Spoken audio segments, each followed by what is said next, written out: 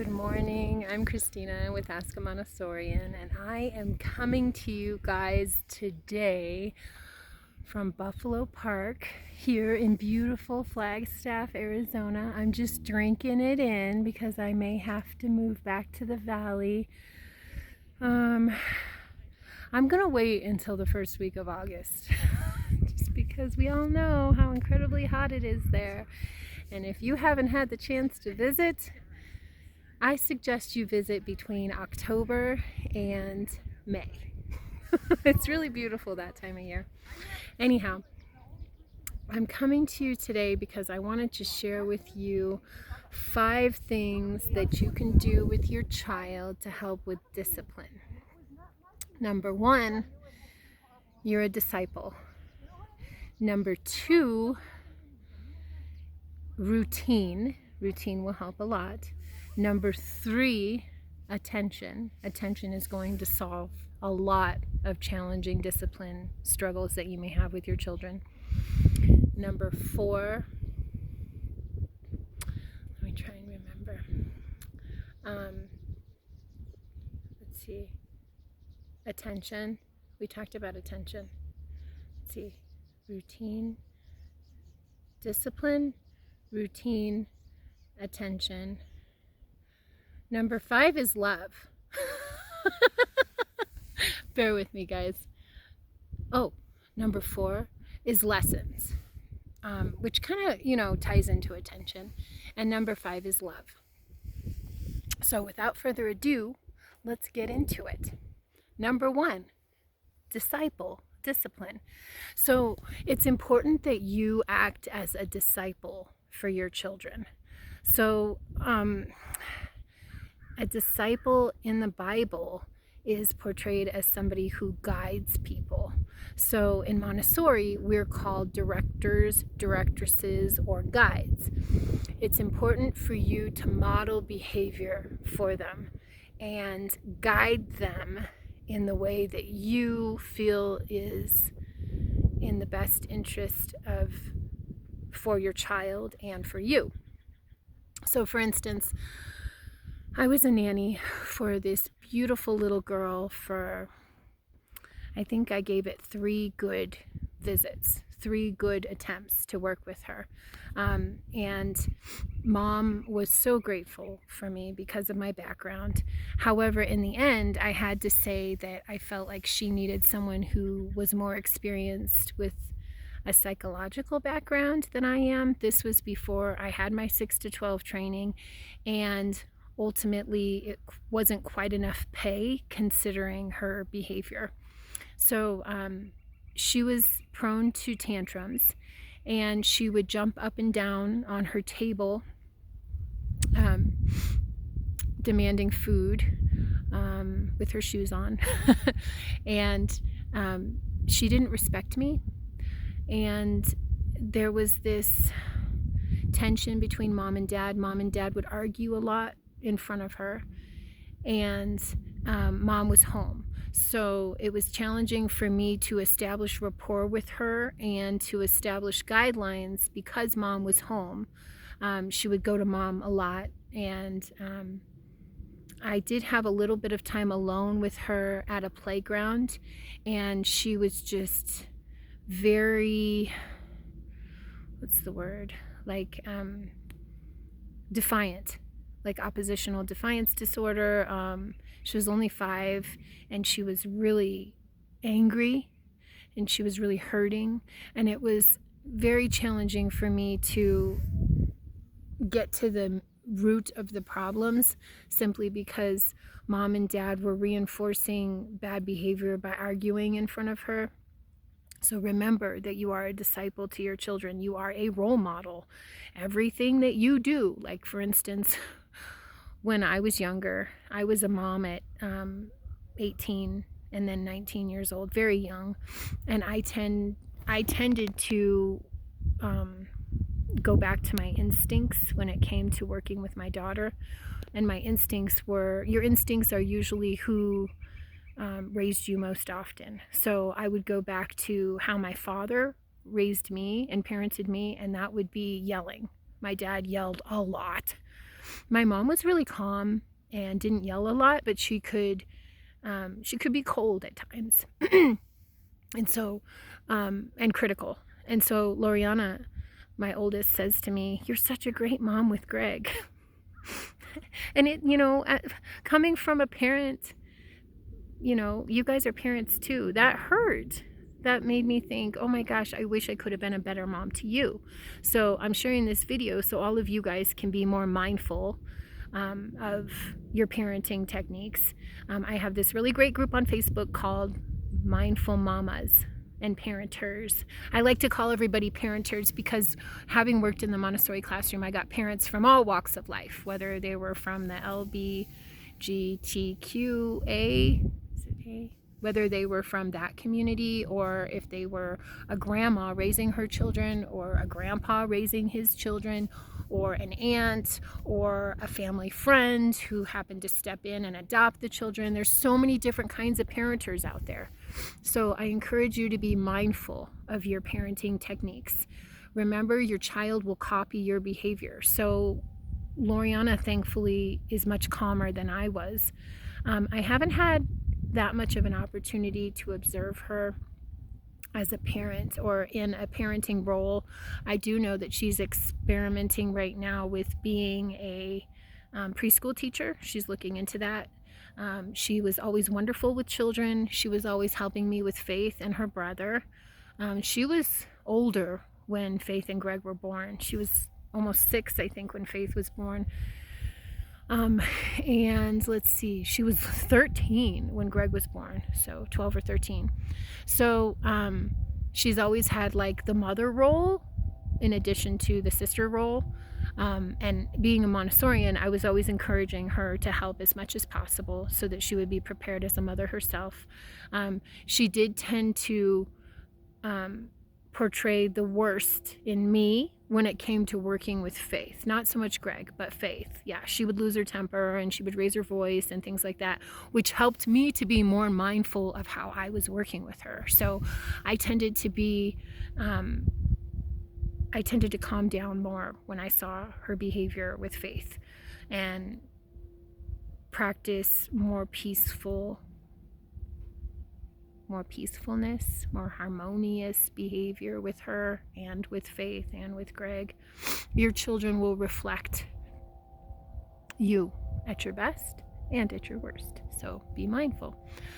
So the second one is routine. Let's see. We talked about disciple. Yeah. The second one is routine. It's important that you establish a routine with your children. So children thrive in a structured environment. A lot of people say, oh, Montessori is chaotic and not structured and whatnot. And that is true on a case-by-case basis. So you might get a 30-minute observation within a Montessori classroom where it looks chaotic. However, underlying, it may be a lot more structured than you realize. It's important to ask questions of the teachers and find out what their training is, find out what their background in, teaching children is. If they're a new teacher, are they following their albums? What do their albums look like? Ask all these questions. Don't be afraid to ask these questions, because the teachers are learning as you're asking the questions. And they also need to understand how important it is for them to be lesson machines and give lots of lessons. So you teach them and they teach you. Find out what their background is, and they will teach you as a parent. Not just teaching your children. We're learning from everybody who we interact with all throughout the day.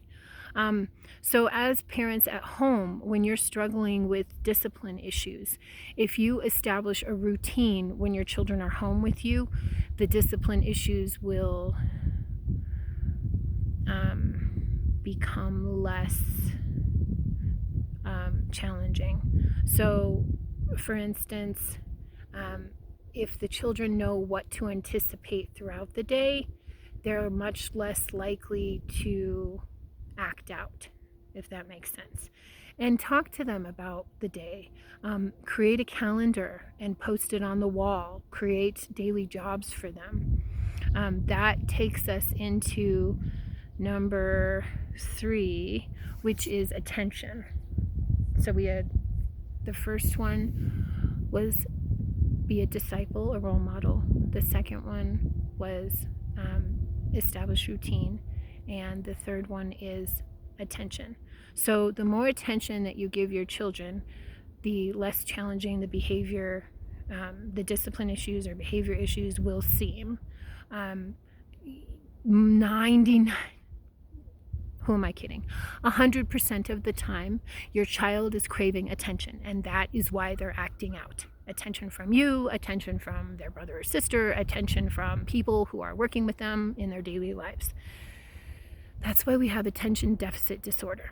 So you'll find that if your child does have ADD, inattentive, or ADD, hyperactivity, whichever one it is, if you give them more attention, these symptoms will subside.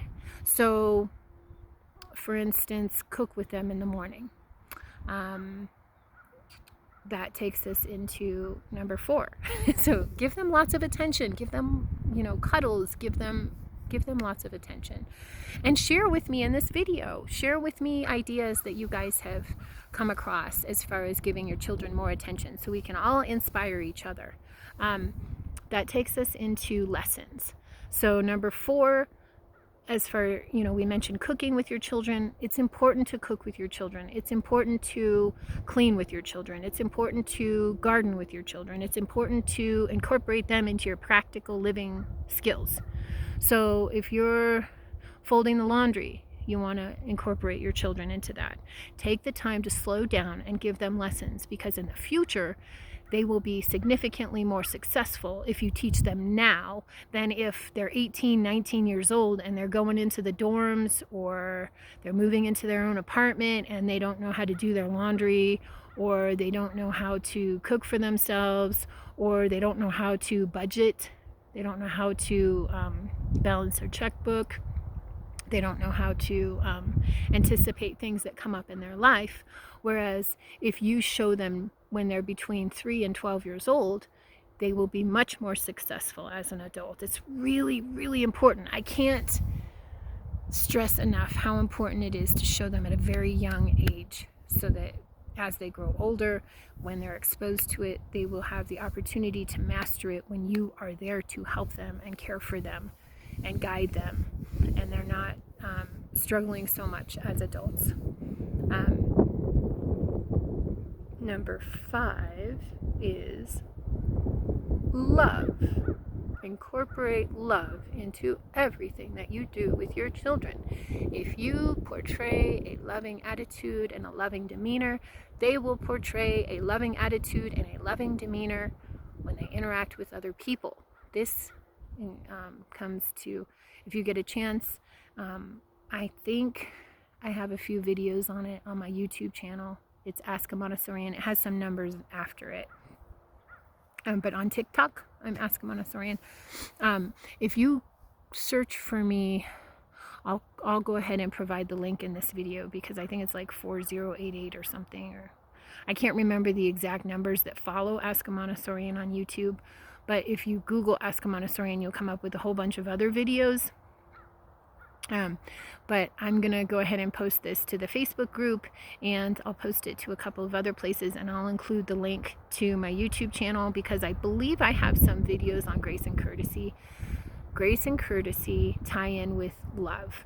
It's really important that you show your child how to interact with other people in a loving manner. So you want to show them how to make way for someone to pass. You want to show them how to say please and thank you. You want to show them how to carry a table quietly. You want to show them how to pull out a chair quietly. You want to show them how to respect their elders and serve their elders. You want to show them how to serve guests in your home. Invite some friends over and give your 3 or 4-year-old the opportunity to serve them. They absolutely eat it up. They love it. They love it. They love it so much. You model yourself in hosting guests and show them how to show grace and courtesy. Show them how to show humility. Show them how to show graciousness to people coming into your home. Show them how to prepare food for them and how to serve them with a tray. And 3 and 4-year-olds can carry a tray very carefully. You'll find peace. There's a quote on this, and if you guys know it, please feel free to comment about it. You'll find peace through the work. So there's that one quote. This is not Maria Montessori, but I'm sure you guys have heard it before. It goes along the lines of idle hands are the devil's playground, something like that. So you'll find that your child will, there's a whole lecture on self-construction. There's several lectures on self-construction, both in primary and elementary Montessori, and the child is constantly constructing themselves. If you keep that in mind, you'll be able to be more mindful of whether you're yelling or speaking in a loving tone, or whether you're moving too quickly for them. I tend to do that. A little bit of ADD going on, so I tend to move too quickly, and I need to remind myself to slow down and to go to their level and to show them slowly how to do things and give them the opportunity to repeat after me. I want to encourage you to observe your behavior, observe yourself.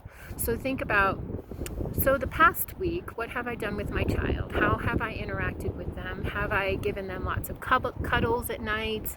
Have I read to them? Have I given them one-on-one attention? If you do have more than one child, I highly suggest date nights or date days with your children, both with mom and dad and any other parenters who are important in that child's life. That one-on-one attention is priceless. It helps them be able to calm themselves. I've been teaching Greg how to meditate. It's important that you show your children how to control their own thoughts, and this will help them to be successful in a number of challenging situations. So one of the reasons that they're acting out is because they haven't learned how to control their emotions and control their own thoughts. So if you guide them in meditation and teach them how to respond peacefully in challenging situations, like customer service is a superb example. So let's say that someone is yelling at your child, God forbid, but let's say that someone's yelling at your child. Is your child going to respond by yelling back? Are they going to respond with crying? Are they going to respond peacefully? Are they going to respond with compassion and empathy? So you want to teach your child how to give love to someone who may not be giving love in return. And this is hard for us to do as adults too. I understand, but that tool will serve your child throughout their entire lives and in many different situations. So I tend to get angry because my dad was very angry through most of my childhood. So I have learned how to respond with empathy and to calm down and to talk to the person, to try to understand where he or she is coming from, so that I can gain perspective and I can give them the love and attention that they need, because they're angry or they're upset because something is going on that we may not know about. For instance, when I was working in the classroom, it helped me to respond in difficult situations in other areas of my life, because the children in my classroom have an entire world outside of the classroom that has all sorts of different things going on. And I would have these candid conversations with mom and dad, or grandma, or whoever the parenter was, to determine why the child's acting up, because there's something that we as teachers may not know about, but we need to know and be involved on many different levels throughout the child's life, so that we can address the issues and teach the child how to prepare themselves for the world. So I think that about covers it. So number 1, you're a disciple. You're a role model for your child.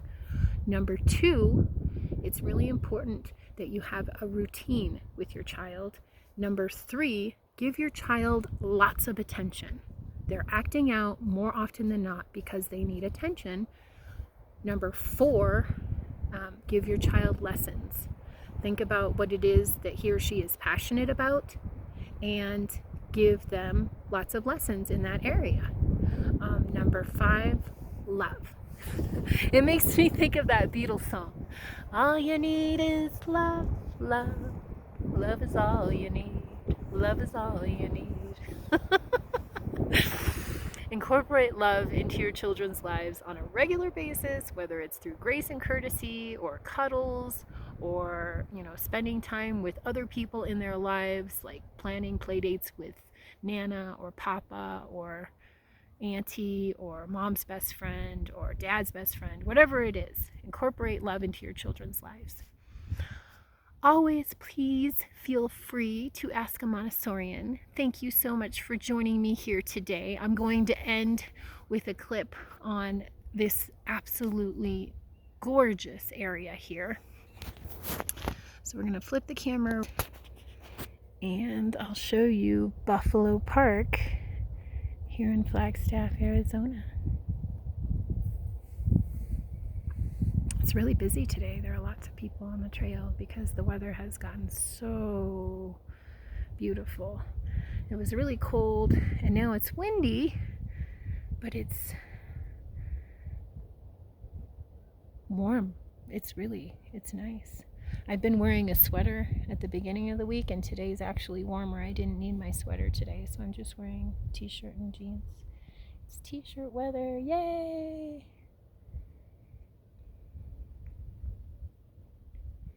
You can see the San Francisco Peaks back there.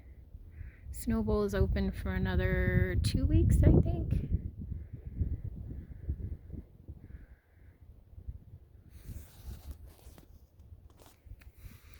Thank you again for joining me today, guys. I hope you have a fabulous day and enjoy this gorgeous weather.